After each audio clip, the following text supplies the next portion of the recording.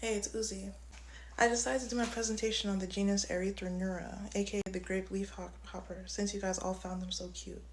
This is an adult, and you can tell because they're yellow with red spots on their wings, or red patterns on their wings.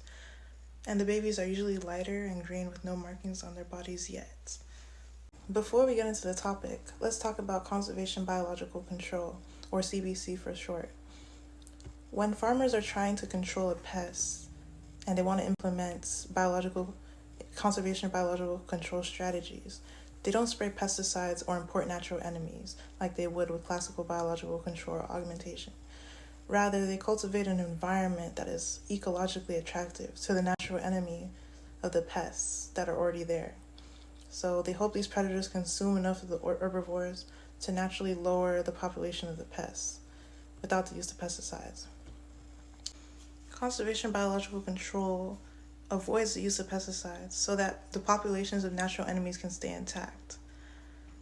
This ensures that there are no secondary outbreaks or pest outbreaks. Secondary pest outbreaks usually happen when pesticides wipe out every single living thing in the cropping system. It's kind of like how if you take an antibiotic, instead of just wiping out the bad bacteria, it wipes out all, like both good and bad bacteria in your gut. The practice of conserving natural enemies is pretty old. Remember during the beginning of the quarter when Professor Emily talked about Chinese weaver ants? Well, that was the first written record of conservation of natural enemies in a cropping system. Citrus farmers built bamboo bridges to make it easier for the ants. I'm going to try to pronounce this. Oecophila smaragdina F. To trapeze between citrus trees and kill off competing predators. The practice of CBC didn't gain traction in the West until the 1960s. So let's talk about the lygus bugs. In California, lygus bugs are a key pest of cotton. They like to dwell in the alfalfa fields. When the fields are completely mowed down during harvest, the lygus bugs like to migrate, and that's often to the cotton fields that are nearby. And this is especially when it's really hot outside. This whole process lasts about 24 hours. Alfalfa farmers notice this phenomenon and decide to offset this migration pattern by only mowing in alternating strips. This way, when one strip is cut, the bugs can just move to a part of the alfalfa field that hasn't been cut yet and leave the cotton fields alone.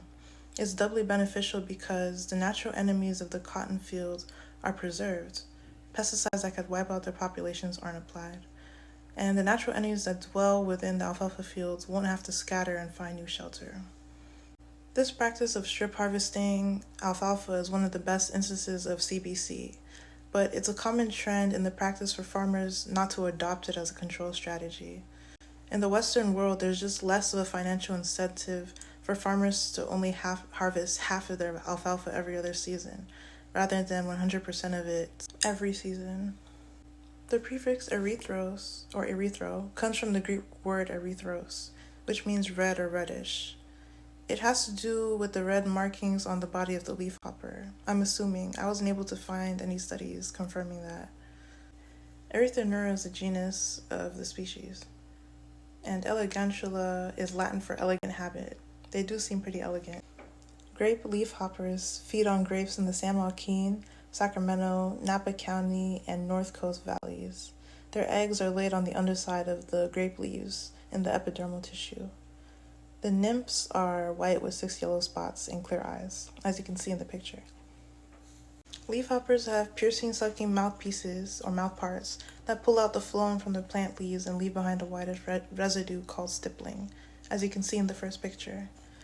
I guess it appears white because it gets in the way of the plant's ability to do photosynthesis in that particular spot. Or it's because the contents of the leaf cell has been sucked out, leaving nothing behind, so no pigment. Because of this, plant leaves can start to decay prematurely and become necrotic, as you can see on the right. Because the leaves are falling off and the fruits are exposed, they can get sunburned or ripen too quickly. Both adults and nymphs feed on grape leaves in this manner. The yield and quality of the grapes may also be affected. Certain types of grapes are more susceptible to damage from leafhoppers, such as wine and table grapes. I found this older study that was conducted in the 90s that discovered some pretty cool ways to regulate the populations of these leafhoppers without the use of pesticides.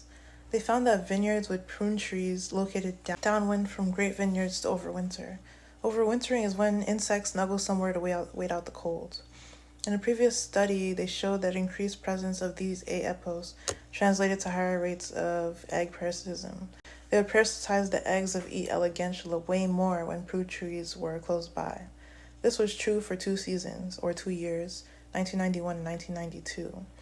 But they found that it was only during the very first season that E. elegantula was preyed upon that rates of parasitism were consistent.